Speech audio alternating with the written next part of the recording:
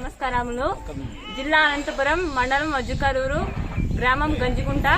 నాకు పెళ్ళైన 3 సంవత్సరాలకి గర్భం దాల్చాను. ఆ తర్వాత ఆశా వర్కర్ను సంప్రదించాను. ఆమె కొన్ని టెస్టుల ద్వారా నాకు ప్రెగ్నెన్సీ అని పాజిటివ్ చెప్పారు.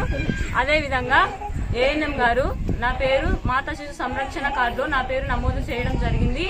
అదేవిధంగా నేను గర్భవతి సమయంలో ప్రధానమంత్రి ప్రవేశపెట్టిన మాతృవంజన పథకం కింద 3 నెలలకు 1000 రూపాయలు, అదేవిధంగా 7 నెలలకు 2000 రూపాయలు, డెలివరీ టైంలో 1000 రూపాయలు, వ్యాక్సిన్ పూర్తయిన తర్వాత 2000 రూపాయలు, మొత్తం 6000 రూపాయలు నేను లబ్ధి పొందుకున్నాను.